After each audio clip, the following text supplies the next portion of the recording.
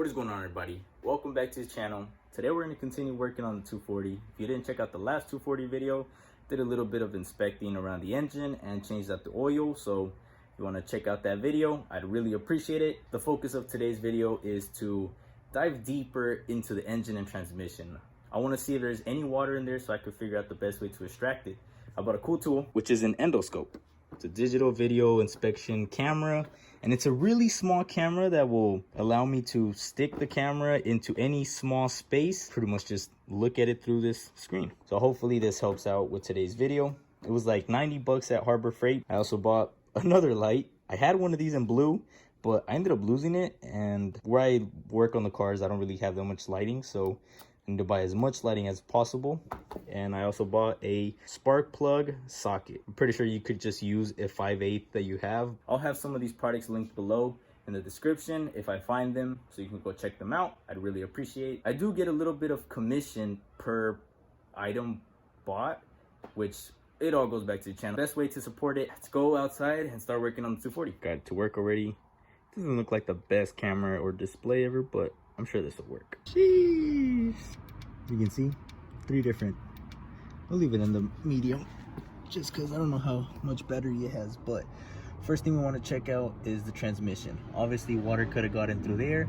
I have the dust cover, I just didn't put it on. After inspecting and cleaning up as much as I can, I'm most likely gonna put the cover back on. I'm gonna stick the endoscope in there, try to see if I see any water or dirt, I guess. Power this thing on and try to just fish it inside there the best I possibly can. Right there where the camera's at, you can see a little bit of rusting. So I'm pretty sure some water got in there, but it doesn't look like there's any more water in the transmission, which is a good sign from what I can see. It's a very tough angle to try to like get the endoscope in there, but from what I can tell, I don't see any water. I was expecting like a bunch of water in there, so this is a good sign. So I guess the transmission's fine. Moving on to the engine. So I'm not completely satisfied with my view inside the transmission. The camera didn't pick up any water inside there. I saw some rust. This could have been like light surface rust or just muddy like dirt residue. The camera just really couldn't pick it up that well. There's some signs that there was water in there, but it's probably just all drained out now. Damn, that freaking spark plug was in there tight. I was hoping this thing was a magnet one so that I could pull it out, which was one of the main reasons I bought this socket. I'm an idiot. I guess it doesn't need to be magnetic. If you push onto this while it's on inside there, it clamps in there. And bam, you can pull it out, but it doesn't look too bad.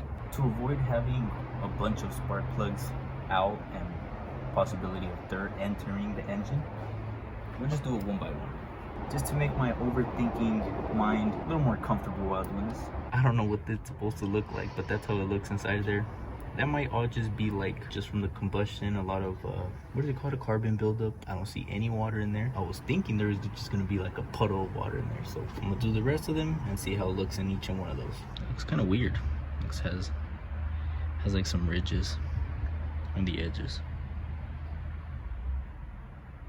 but no water. No water? I don't even know, bro. I can't even tell what the heck I'm looking at, but there's no water in there. That is it for today's video. Overall, I think the inspection went good. In the engine, I didn't see any water in there, so that's good. It did look a little bit dirty, so if the car does end up starting and I'm able to drive it for a bit, I hope it lasts me until I have the funds to do a rebuild. I would really like to keep the KA, and the last thing I need right now is for the 240 to not be running. So wish me luck down in the comments. The model right now is really just high hopes, low expectations with this, but we're putting it in the hands of God.